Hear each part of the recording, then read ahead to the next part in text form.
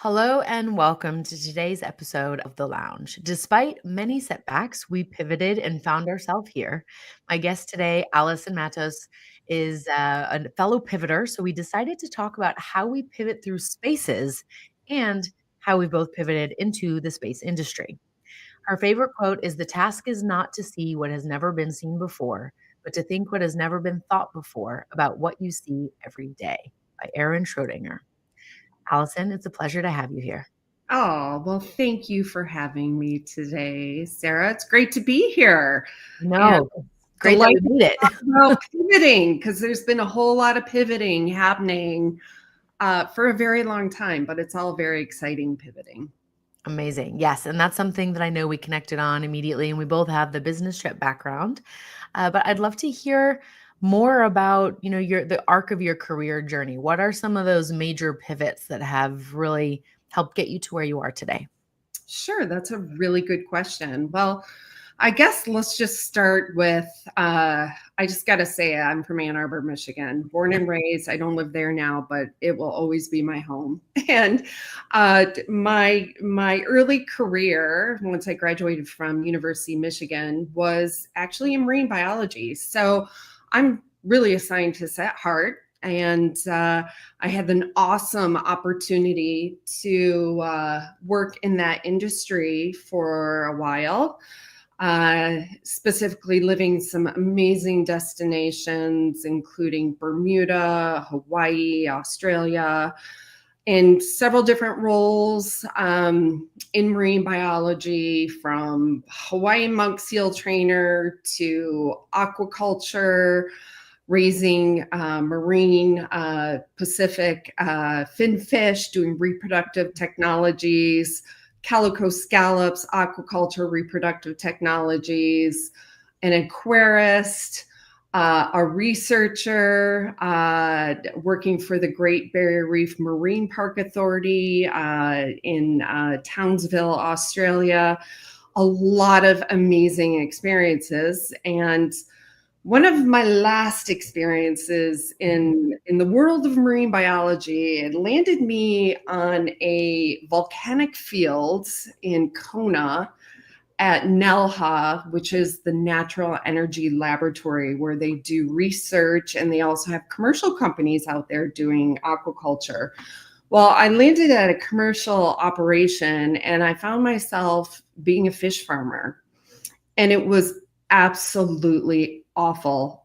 I would stand in these very large tanks with thousands of fish on this hot volcanic platform, cleaning up after these things, and it was awful. I hated it, and I realized I had to pivot. So that was my first pivot, and eventually it led me to San Francisco, and I ended up working for an investment banking firm, and which was amazing, completely separate and different from what I was doing in marine biology, but really helped me develop a lot of skills with respect to that industry. And it was a really great opportunity, and it allowed me also to continue down my path with my love of the ocean and the marine environment, because in tandem with working for an investment banking firm, I decided to pursue a master's degree, essentially looking at adventure expeditions as a vehicle for innovative pedagogical approaches in teaching marine conservation education. So somehow the stars aligned, and the firm that I was working for fully relocated me to New York City, and were on board with me pursuing my graduate degree, and then also having me work in their Wall Street office full time. So it was a fantastic stars aligned situation. Yeah. And I pursued my degree there in New York, and that was actually during September 11th. Mm. And that created a whole nother pivot. after having that experience, I realized that I did not want New York City to be my home. I wanted to get back out into the outdoors, and I wanted to be out of the city. And eventually, once I got that degree, my master's, I was launched into the travel industry, adventure travel and luxury travel, in roles including sales, marketing, new business development. And I had an amazing, many amazing opportunities through these career experiences to travel around the world and visit over 50 different countries, and to have these amazing experiences, cultural immersion experiences, safari experiences, outdoor nature So experiences, great. I love those. adventure experiences. Oh, it was absolutely phenomenal. And I feel very fortunate that I had the opportunity to work for some really great companies, including Abercrombie and Kent, and also TCS World Travel, operates around the world by private jet tours, where you visit several different destinations in one like 21-day trip. So it was an incredible opportunity also to travel on one of those. Amazing way to see the world. And yeah, I feel very grateful for all those opportunities. And what's really wild about that whole experience in the industry is that it afforded me the opportunity to go to all these amazing places. And not once did I ever have a bad experience, right? It was always eye-opening, awe-inspiring, learning something new, being curious. And I did a lot of traveling on business here in the United States, as well as I had a very large territory, which included South America, Central America, and the US and Canada. And I would do a lot of travel for business. And, what's really crazy is that I've traveled a lot of places. Sorry, that's my cat. Around the world, and nothing bad ever happened. But you know what? When I was traveling here on business and here in the US, I was once kidnapped on a business trip. So that's insane to even In hear. New Jersey, I was rescued by the police. God bless them. Thank you. So fortunate. Yeah. I witnessed a murder and was part of a murder scene investigation in San Diego at the airport after At the arriving airport. Wow. into San Diego on a business trip. And then, one of my last experiences is somehow I got caught up in a high speed car chase that involved police on the highways in Wisconsin when I was on a business trip. So Wow, you've got like the adventure beacon. You're all of these things that like most people would experience maybe one. Like it'd be a high, like yeah, very low probability of this high experience happening. And yet here you are just back to back several like what you see in a yeah. movie. And it kept on happening. And eventually I said to myself, oh my gosh, 9 lives, right? Like maybe it's time to pivot, because at the time I had a very young family Mm. and I was often away. And so that started to plant the seed for making a change, but something made that change for me even before I decided to fully move forward with it. And that was called COVID. Yeah. So COVID was really the catalyst in making change and in making that pivot. So what was the exact nature of your work? I'm just curious when all of those things were happening. The exact nature of Like the business trip that you were on, because oh, okay. Yeah. So I was a new business development. Okay. So in that role, I would be traveling on business, meeting with, it could be nonprofit organizations, it could be academic institutions, um, companies, it could be private individuals that might want to basically charter their own plane and have our company do an around the world by private jet trip program for them. So I worked with a lot of different clients in different sectors and also other fellow travel companies on an international basis that we would also partner with. So I would be essentially having meetings and just I would be hitting the pavement, visiting cities throughout the United States Yeah. and Canada, and bringing in the business for the various companies that I Okay. was employed with. Wow. And so it's just you were just happened to be in the right place at the right time to Yep. experience these insane events. Experiences, yeah, which were at the time pretty traumatic. Of course.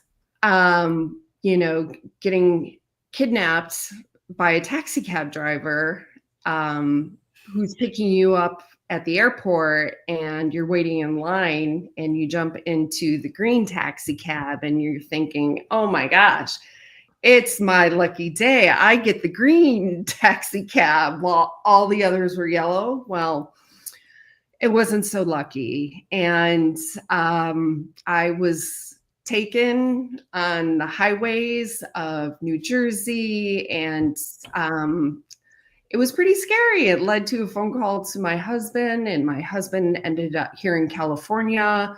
Husband had to call the Kearney police to tell the police that I was in the back of this Yeah. vehicle. Someone had taken me.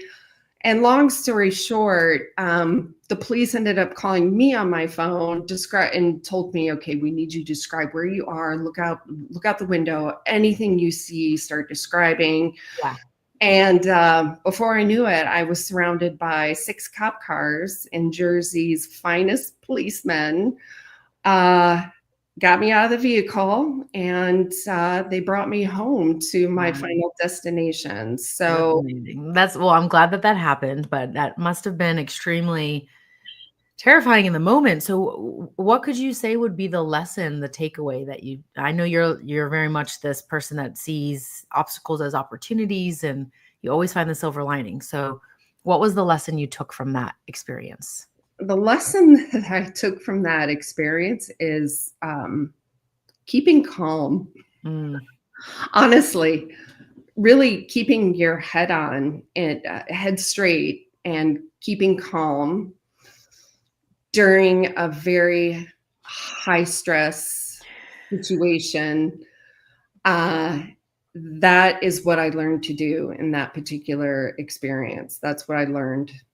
Keep yeah. calm and move Wow. on and charge ahead and try to keep calm, breathe deep, one step at a time. And do you think that since then there have been things that you've brought into your practice, perhaps your daily life that help you with keeping calm? Absolutely, absolutely. I mean, on so many different levels, from high stress work situations to highly emotional situations, interacting, whether it's friends or family. Yeah. um, there are there are strategies that I've implemented per my experiences, that I utilize as tools to get through, these moments of unknown or high stress. Um, and it really involves finding that mindset of keeping calm and trying to find like uh, an equanimity or a Ah, balance of sort yeah.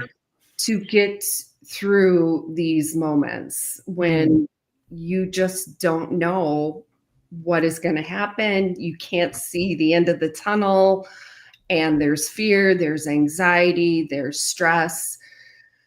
It's all about keeping calm, and you just move in small little steps. Yeah, I love that. And I love that you brought that word equanimity in Mhm. because a lot of people are so reactive to their environment and the smallest thing sets them off. And that's usually because they're not actually processing as they go along. And so it's Right. like building, building, building. And then that small, seemingly insignificant event was the straw that broke the camel's back, right? And so having Exactly. that equanimity through everything and allowing yourself to be like, okay, this is what's happening. This is the reality. We're not going to struggle against it or wish for something else. We're just going to act in this moment and then keep going from there and being unattached to the outcome, which I know is easier said than done, right? Right. For many of us, we spend a lot of energy or resources or time in a certain thing, which is why pivoting can be so difficult. But when Right. you can have equanimity and say, you know what, I don't need to know exactly what it's going to look like, but I feel like this is the right direction, or I'm curious about going here and Right. learning something, or like I really admire and respect this person. I have something to learn from them. Maybe I'll say yes to this opportunity, even though I have no idea how to do half these things. I'll learn them, right? And the key word in that, and I love that you said this, is curiosity. Yeah. And so I think that is a driver for pivoting, is having a natural curiosity for anything, for what's next, for learning something new, to continually advance and to absorb and to learn new things. I think curiosity is just it underpins being able to pivot Hmm. and to make change. And I am a person that thrives on change. I love change. I think change is healthy. I think change keeps us on our toes. And it opens up, endless opportunities. And while some of those opportunities don't always pan out, it teaches you something about, having resolve and to carry on and to move forward. And even though there's some failures along the way, we learn from all that, and Yeah, it just makes us stronger on the inside. And yeah, curiosity is a big part of pivoting. absolutely. Yes, it's also the like the balm for most things. For change, uh instead of it being this like really tense experience or this stressful experience, it can help soothe and create openness, create more, like a little kid exploring, oh, what's in this room, right? They're not going around the corner thinking that they're going to be attacked, and maybe they've had an experience in the trauma, and so obviously we have certain things we have to work through. But as we unwind, if we bring that curiosity lens back, right, like maybe your partner snips at you and you're like, oh, right. When you can react to that and the story, or you can go, oh, okay, that's unusual. I wonder what's going on for them, right? Or even in our daily interactions, if it be with our children, our Yeah. friends, colleagues, bosses, whomever, to have that curiosity and those also critical thinking skills, Hmm.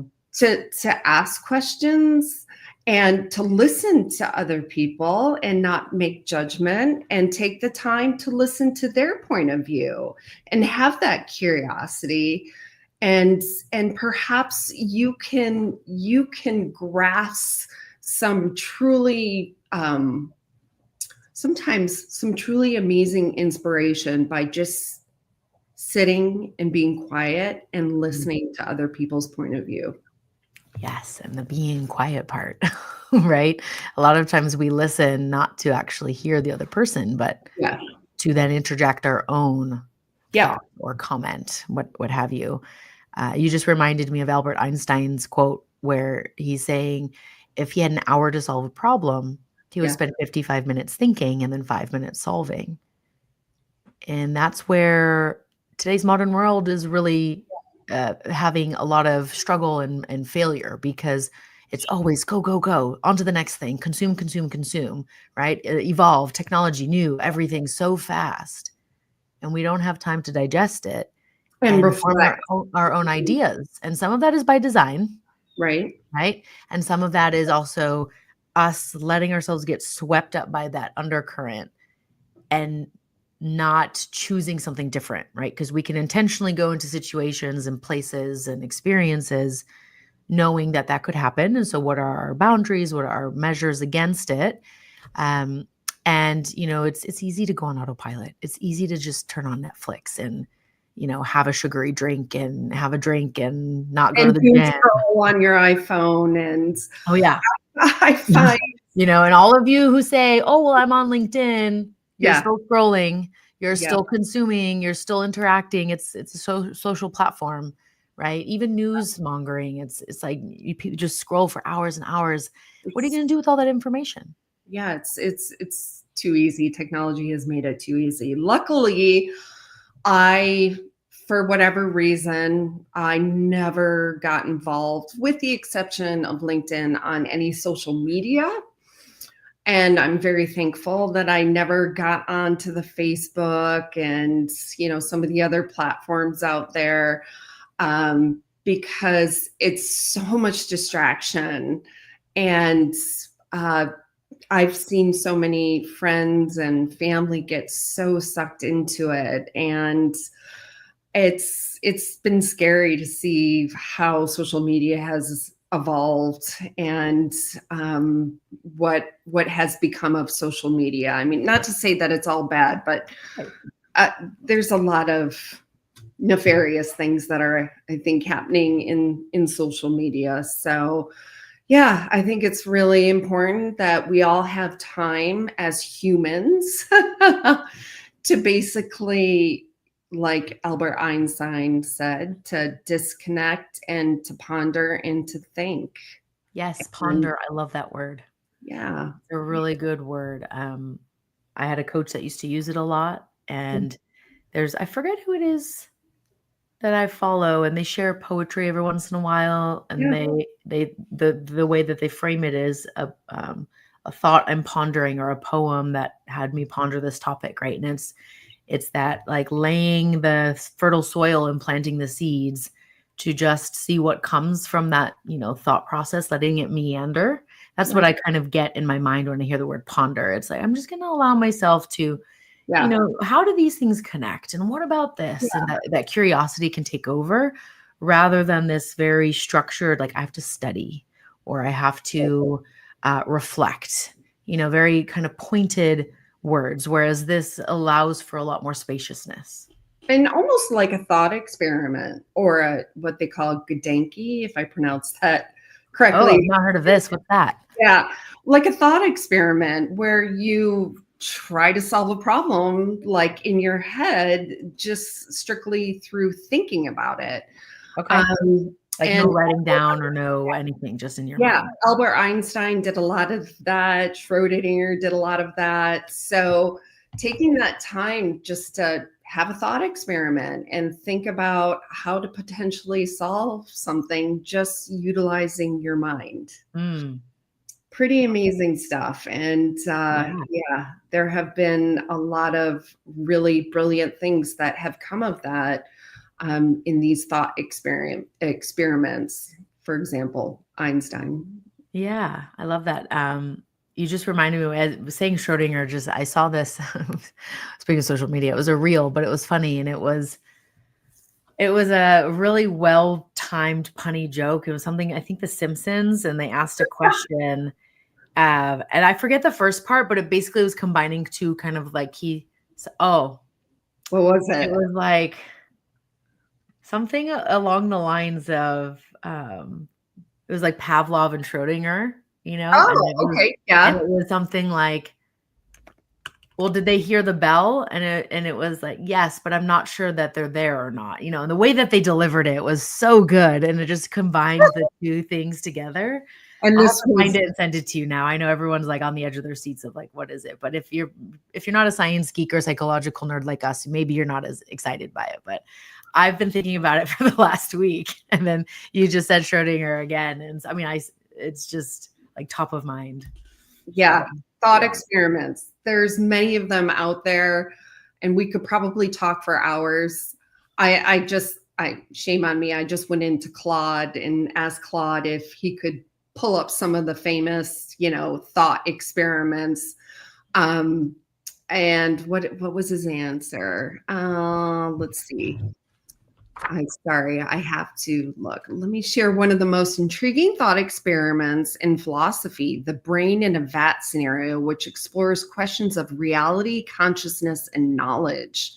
Imagine that an evil scientist has removed your brain from your body and placed it in a vat of nutrients that keeps it alive. The scientist has connected your brain to a supercomputer that feeds you simulated sensory experiences identical to those of you'd have in normal life, seeing friends, tasting food, feeling warmth. Everything feels completely real. This raises three fascinating questions. How would you know if you were actually a brain in a vat? If all your experiences are simulated, are they any less real to you? And finally, can we ever be certain that we're experiencing objective reality?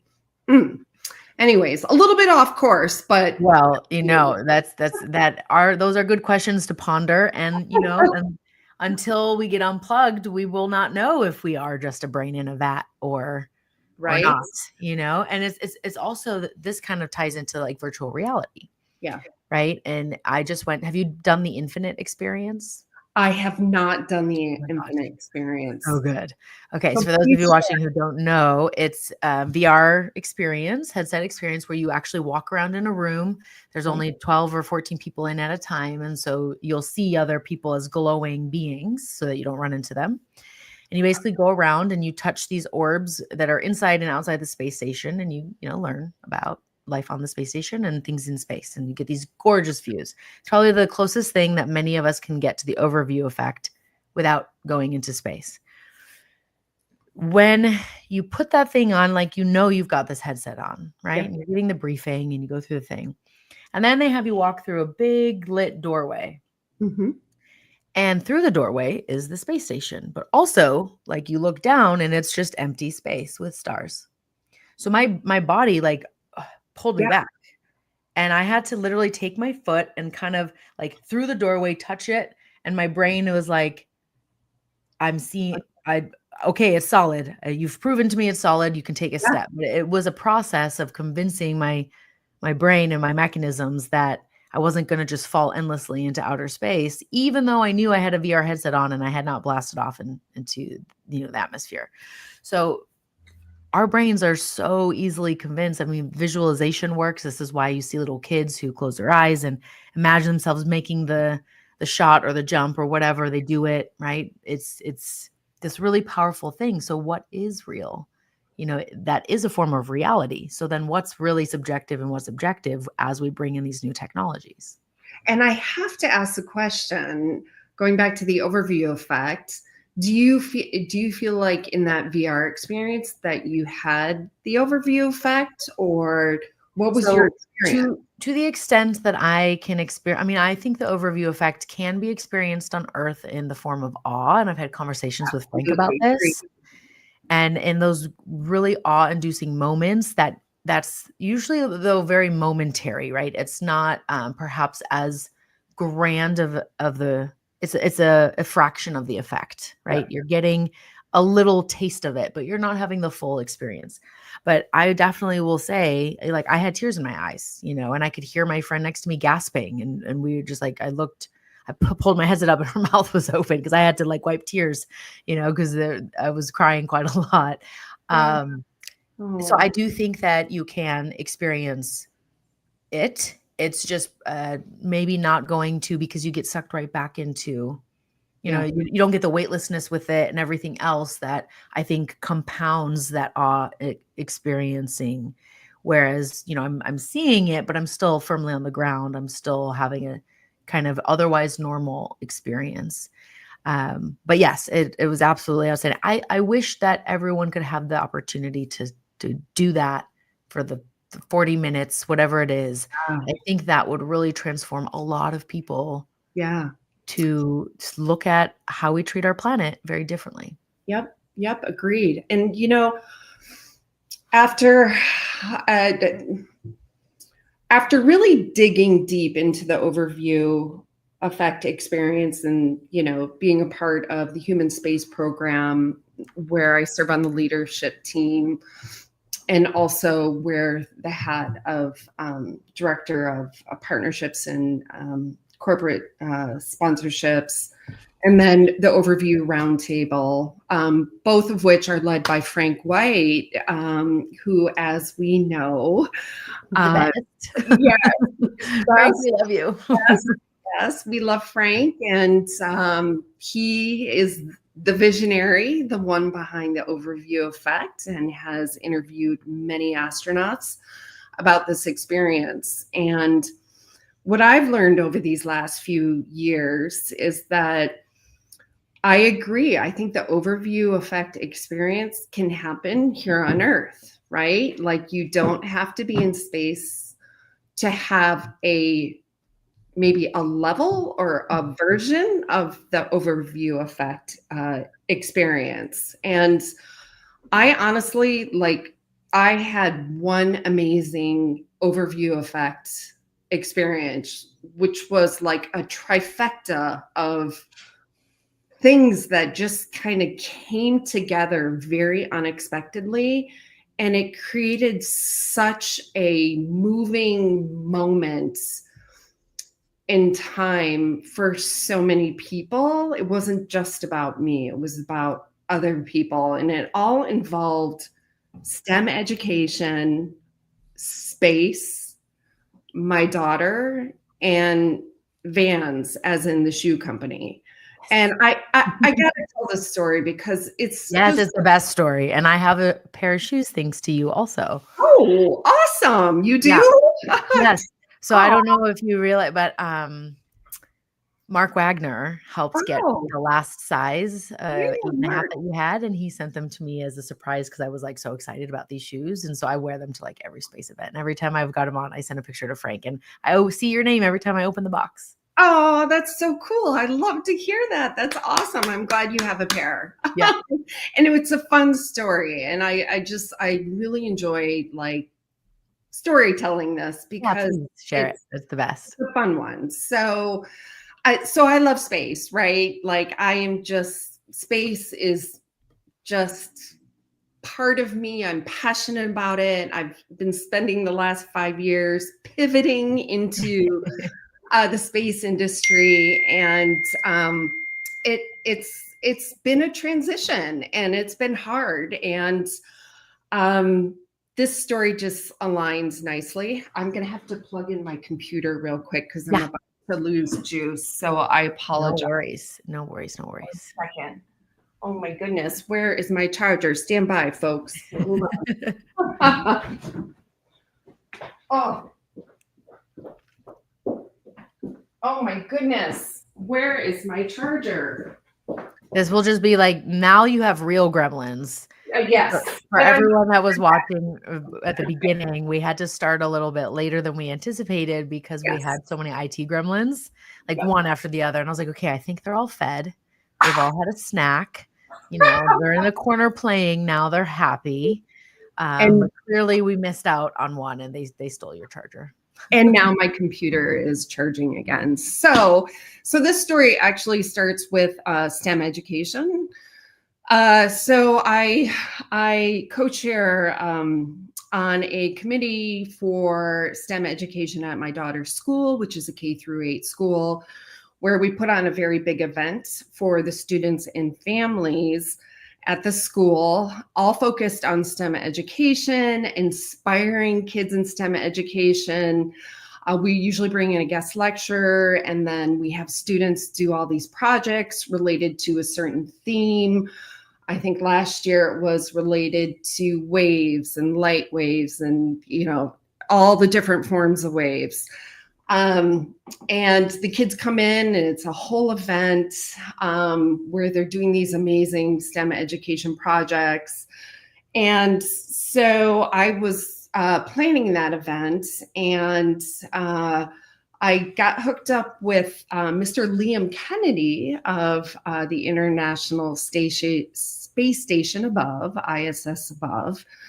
and connected with him through the Overview Roundtable. And for those of you that are not familiar with ISS Above, it's this clever device that does live streaming of the Earth from space, from the International Space Station. And the views are just incredible. And when Liam first, premiered that at one of the ORTs and I saw it, and he's been doing this for many years, I was just blown away. So the theme was space, so of STEM night. So I reached out to Liam and said, hey, would you be a guest lecturer and come down to Orange County, Dana Point? And will you be the guest lecturer? And will you do basically live streaming and show the kids ISS Above and talk about what the astronauts do on board the International Space Station? He was a slam dunk. He's like, absolutely. And so we had that component of the evening planned. And then we'll just kind of rewind maybe 2 months, and this goes off into a different direction, but stick with me.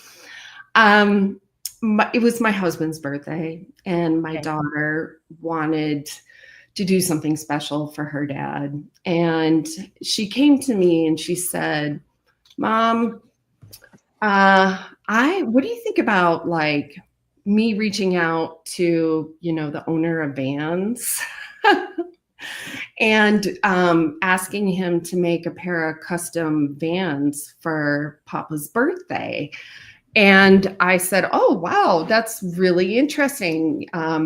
Sure, but I just, got to let you know, he's probably a busy guy and he might not have time to respond to you, and, but give it a go. And so I encouraged her, and she got on her phone, and actually it was my phone because at the time she didn't have an iPhone.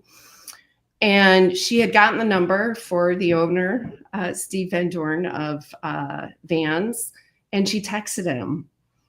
And she said in her text, hi, my name is Emma, and you might know my dad. He's a culinary instructor at a school in Orange County, and really like to make a pair of customized Vans with some artwork. Actually, our 2 dead dogs for my dad's birthday gift. And I'm wondering if you'd like to work with me and help me out. And I promise you, I will pay you from my avocado and lemonade stand. I love it. Avocado stand. He responded immediately.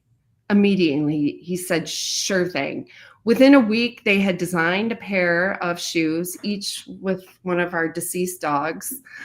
And it was a Friday afternoon. Emma was at school, and I hear a knock at the door. I go to the door, and it's Steve hand delivering the shoes that he had created with Emma. And I was just so blown away by that. I was like, oh my gosh, like he's probably a really busy guy, and here he is hand delivering these shoes. And it was an incredible moment. And of course, I invited him into the house, and we sat down together, and he was just sharing all these amazing stories of and projects about Vans and how they help youth and the different projects that they do, and supporting, disadvantaged youth. And it was just, and also spanning over to even like marine biology, and he's working with a partner to help save sharks and doing like all sorts of amazing stuff, right? When I say save sharks from, the finning that's happening where they cut off their fins. Anyways, I was just so inspired by all these projects he was sharing with me, and the good behind all of them. And then he also, opened his heart a little bit and mentioned that he had lost his dad, who was the original founder of Vans, the year prior. So it was very much a connecting moment. Yeah. And then Yeah, it felt, it was genuine, connecting, and it was very inspiring. And I think it went both ways. I think he was inspired by Emma reaching out, and, it was just full circle. So Yeah, absolutely. I mean, because that she's so young, and to have the courage to could go just, and ask something like that, and even just to pitch the idea, right? To formulate what you are wanting to do, and why, and connect it. And I think that just goes back to the very basic thing that humans connect through story. yes. And to put yourself out there, and just make the ask, and she did. And so in that very moment, I felt very inspired by all of this. And I looked over at Steve. I'm like, Steve, I'm doing STEM night, running this at my daughter's school. And I'm wondering, would you be interested in making a pair of customized vans with the overview effect for the students as a fundraiser for STEM education? Mm, He said, absolutely. And we were off and running. And before you knew it, like 6 weeks later, we had a final shoe design of the overview effects. Amazing, beautiful. STEM night rolled around, and it was the perfect way to inspire kids about space and teach them about the overview effect through looking down at their shoes. yeah, I love and, that. and all the while raise money for STEM education for the school. So it was just befitting. And then, yeah, STEM night came around, and Steve showed up at STEM night with his whole like entourage, and they helped us with the fundraiser. They brought all sorts of fun stuff for the kids, and sunglasses and hats and backpacks, and just gifted all the students with all that fun merch. And the fundraiser sold, oh gosh, it was about I think 103 pairs of customized vans in less than 60 minutes. Wow. So, and we only had 60 minutes to do the sale. So it was a very successful sale, Yeah. led to this fundraising opportunity. And at that very moment, when we had Liam, doing the lecture and the overview effect and teaching the kids about ISS above and showing them those, images of Earth Yeah. from space. And then we had the shoes, and we were raising money for STEM education. We were getting kids excited about space. And then with vans there, with their support, it was that trifecta moment where it was like my overview effect. Like, this is how we're all helping each other. This is how we're all supporting each other. And and we're all passionate about like teaching these kids and getting them excited about space. Hmm. It was a truly beautiful overview effect moment for me. And where it just even got even more beautiful was a few weeks later, the school had gifted vans as a thank you, one of Liam's ISS above. So Liam and I popped up to Van's headquarters, Yeah.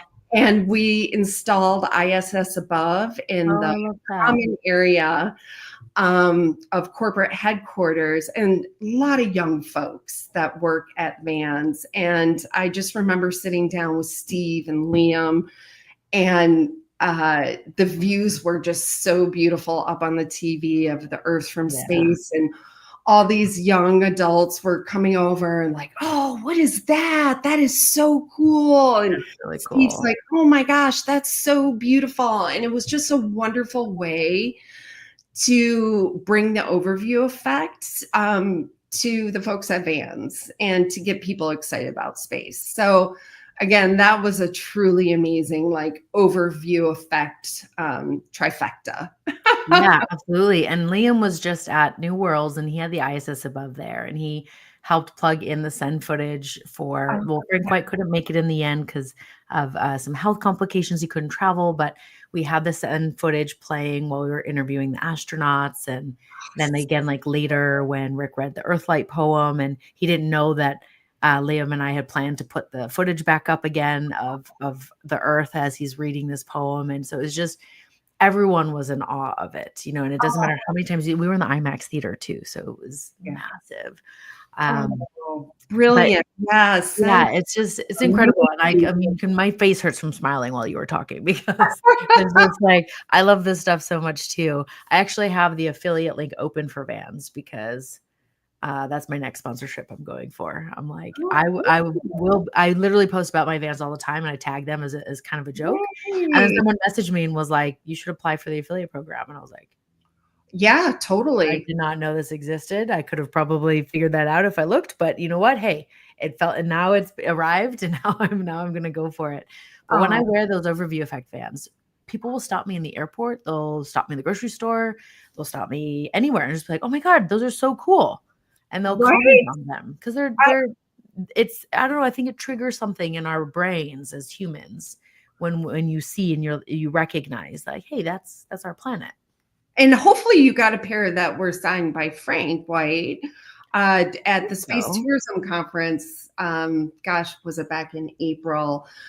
We did a little fundraiser we just have a small quantity that were left over, and we did a little fundraiser at the conference and for the human space program. how can I tell if they were Frank White's design or not? Well, Frank White didn't do the design, but he signed them. So Oh, no. You know what? I don't know if he's I'll have to go check, you'll and have if to, not, yeah. the next time I see Frank, I'm gonna be like, "I need you to sign my shoes."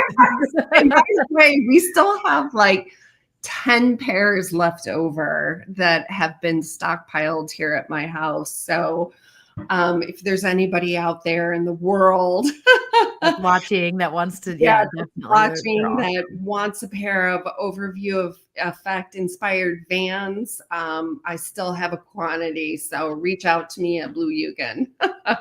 Amazing. I love that. So now speaking of Blue Yūgen, you work, I mean, you've gone all the way from the ocean Yep. to the air, to the stratosphere and beyond. So many different perspectives. And I love that because it's like this as above, so below type Right. of Mhm. experience and strategic thinking that you're bringing to the table. So tell me a little bit more about Blue Yūgen and the projects that Sure. you're working on. Sure. So during COVID, that was my opportunity to really ponder and also pivot. And Mhm. I've always been very passionate about space, which goes back to my childhood and, the TV programming and sitting down like with a National Geographic and just being like awe-inspired at Mm. just seeing these incredible images and reading about the exploration and discovery that was happening in space. And then, Star Trek and Star Wars, and then the whole sci-fi. My dad was really into sci-fi, Blade Runner, Aliens, like loved it. And so that's where it was really cultivated with me as a child, this love of space. And with all the new things that have been advancing with private space travel, Mhm. with some of the big players out there that we all know, and SpaceX and Blue Origin and Virgin Galactic. My thought process when I was pondering was how could I take my skills, knowledge, and expertise in the overarching adventure luxury travel industry and help companies that are creating these experiences to really create a bridge between these two industries, because the way I had perceived it is that the space industry is over here and it's in a completely different box, and then you have the travel industry over here, Mm. and there needs to be a bridge between these two industries, because as we know, as the technology improves, we will have the ability to travel into space. More people will have that opportunity to travel into space and do it in different ways. We have other companies that are doing, like the balloon experience, stratospheric balloon experiences. So that will be a really, fascinating way to see the Earth from space. Yeah. in addition to, the traditional experiences, offered through SpaceX and Blue Origin and also Virgin Galactic. So there's a lot that is percolating out there. And I saw it as an opportunity to bring my expertise to the table and help these companies bridge with the travel industry at large, for opportunities not only in tapping, revenue channels from a new business development standpoint, but also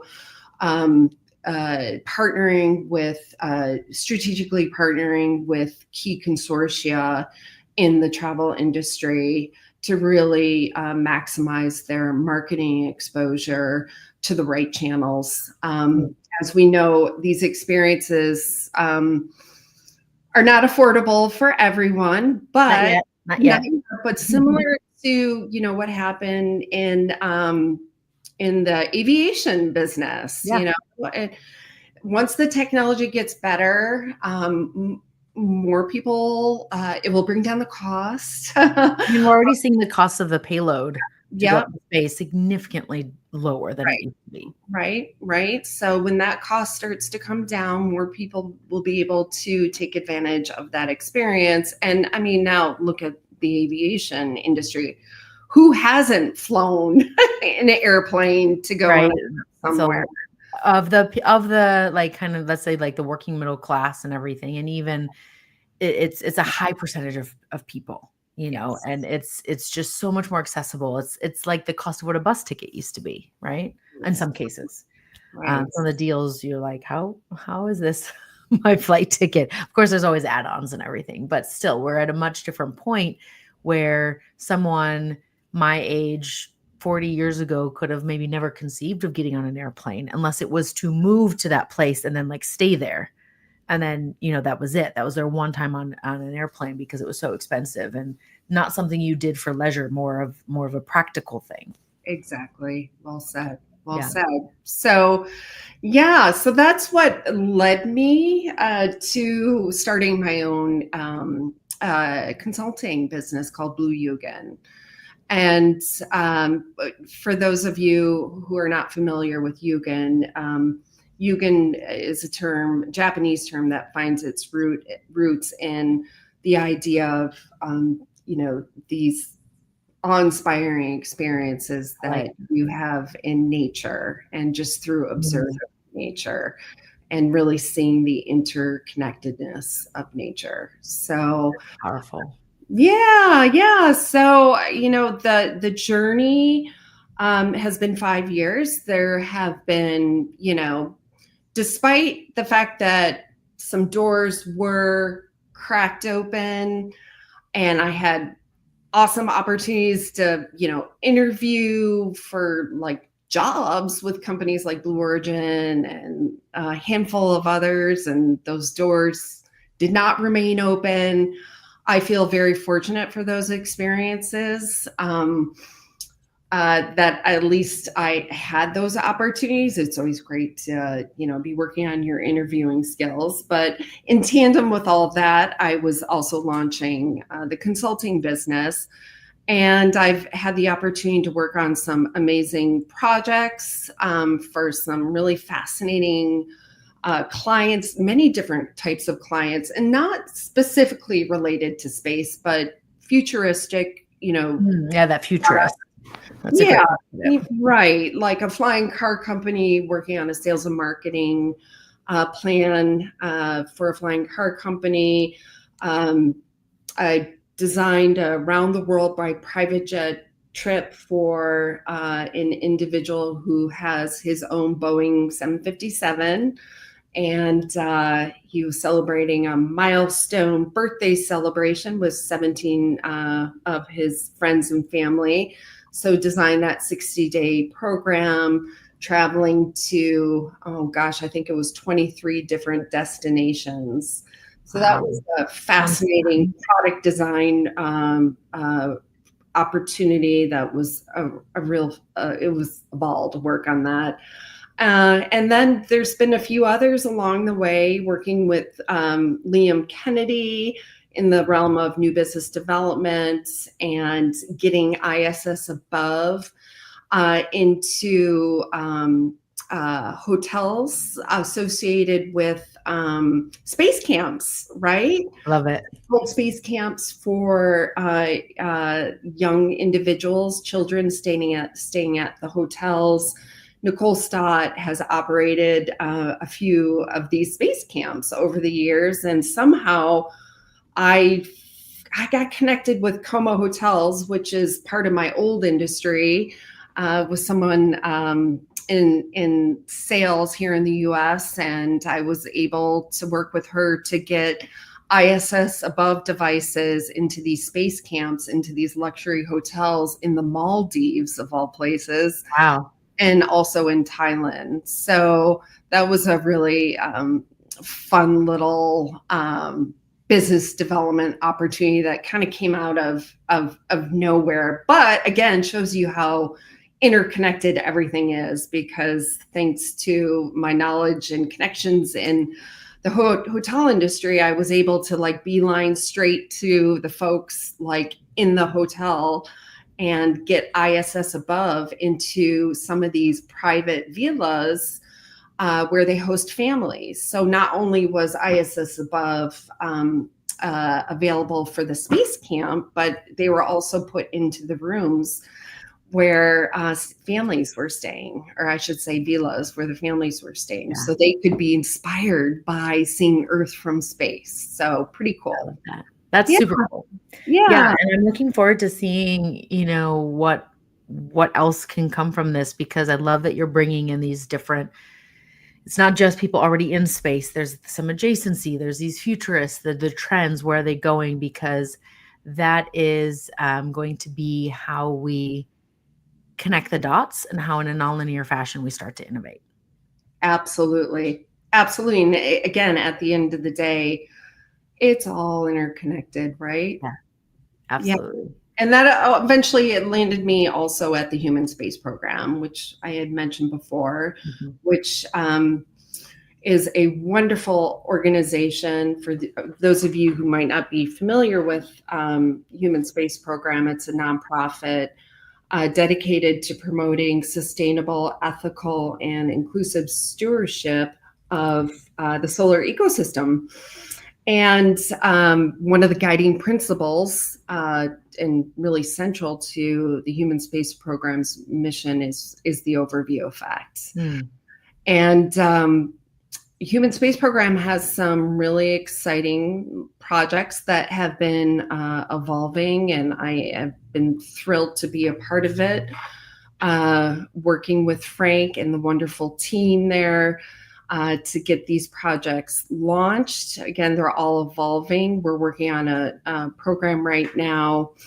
Well, the Overview Roundtable, Sarah, right? Yes. You participate in that. Overview Roundtable is a weekly event hosted by Frank White that brings together so many different folks from the space industry and industries outside as well.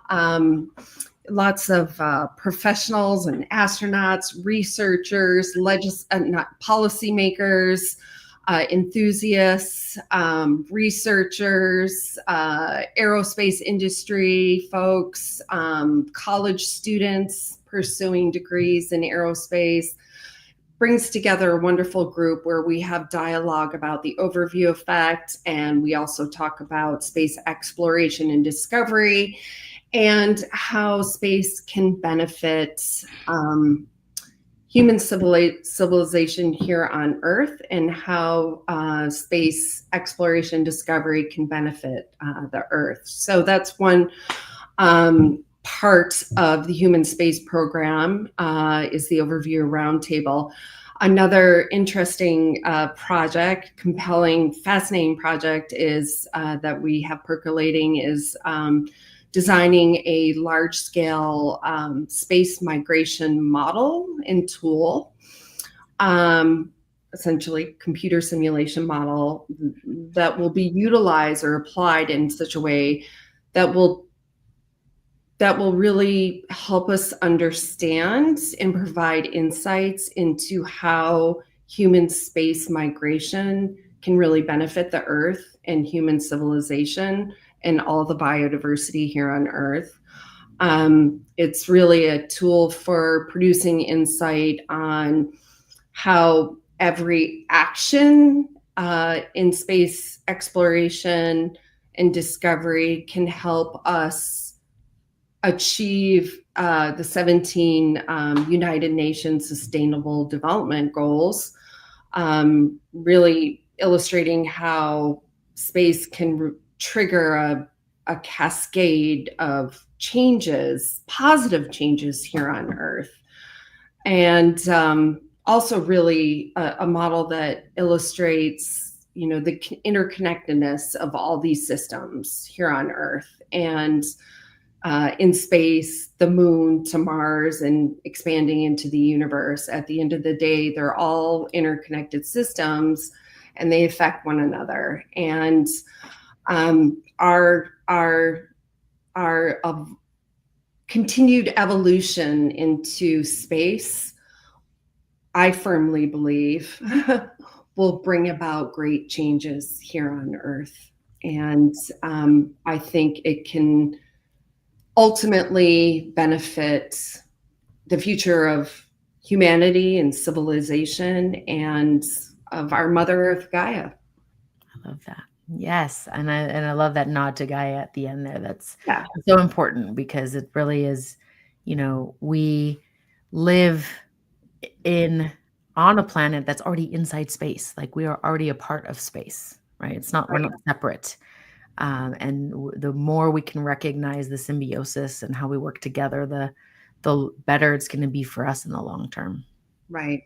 It's all interconnected. Just like our bonds between one another as humans, we are all interconnected in ways that we don't know the mechanisms yet of how we're all interconnected, but there's no doubt that we are connected subconsciously, consciously, spiritually, emotionally, and in our physical environment, which is all interwoven. And these systems span Earth and into the universe.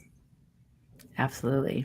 Now, speaking of the universe, I want to go into some questions that I know you prepared for, but one of them is, what is your superpower? Okay, so superpower. I think my greatest superpower lies in empathy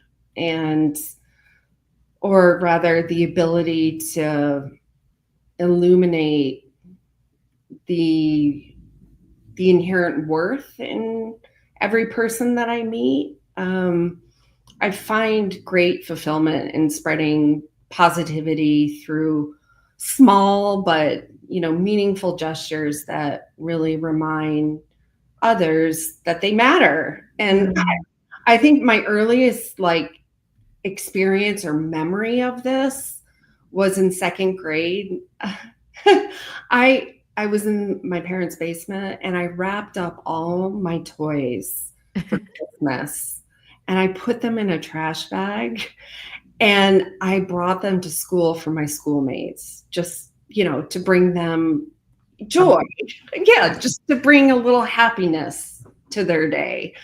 But yeah, I think empathy is one of my superpowers. And I think the power is really about recognizing when someone needs, a kind word or helping celebrate, their victories, whether they're big or small, or creating, moments where people feel truly seen and valued. And like ripples in a pond, you can see how these acts of empathy can really spread outward and transform people, and also communities and in schools. And that kind of goes back to the whole Vans, trifecta overview effect experience. And I think, the real magic happens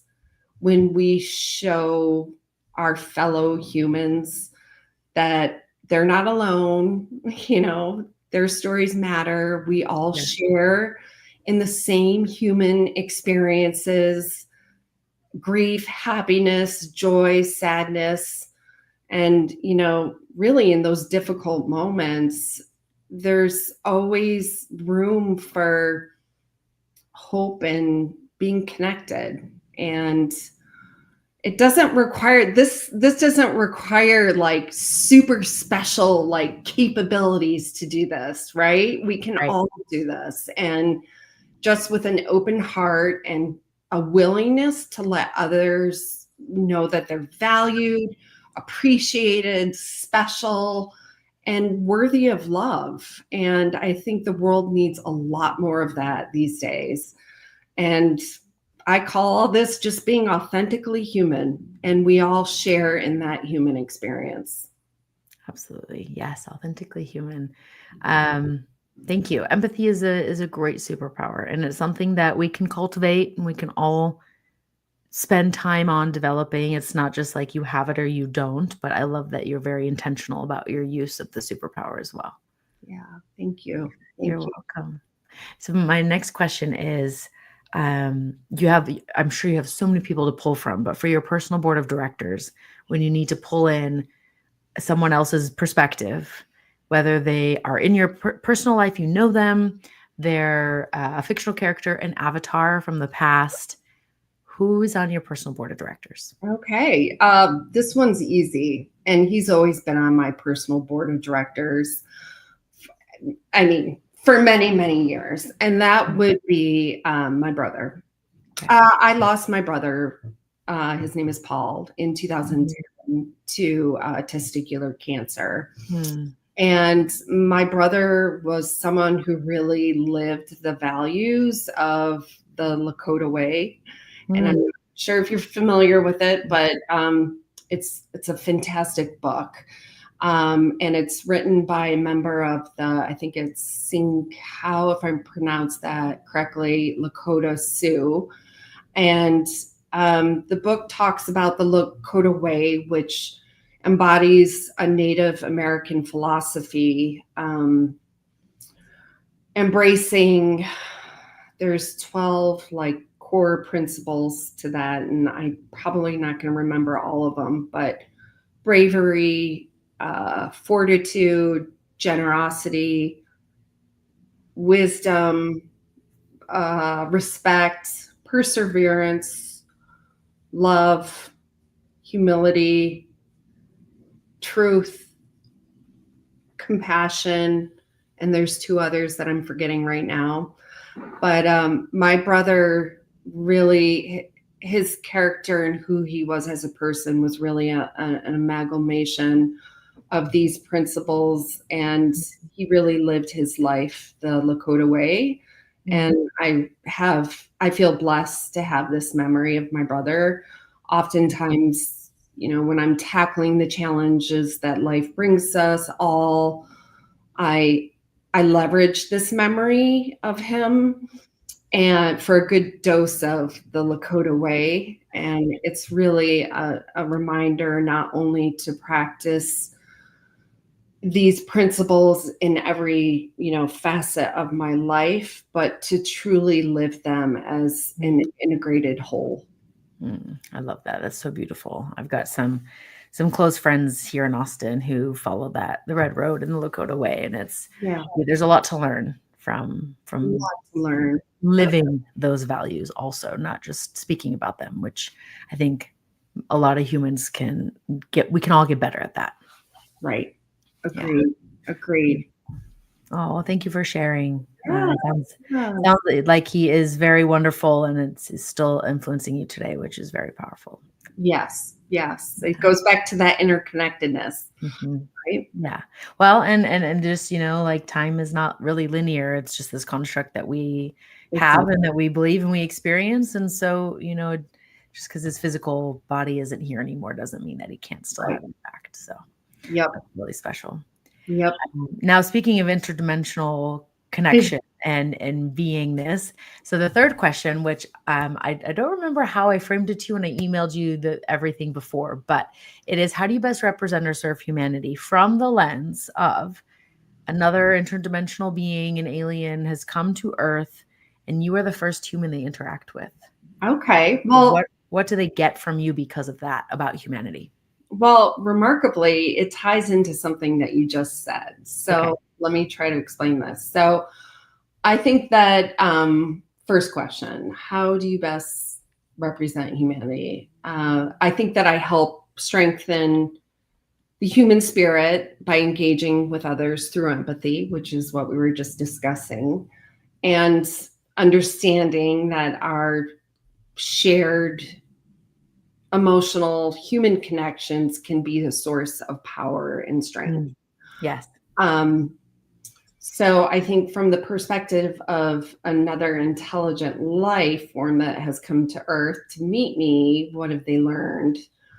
Um, or what do they learn about humanity as a result? I think that, again, that we're all connected. Consciously, subconsciously, spiritually, emotionally, we Mm. are all connected. We are connected here in our physical environment.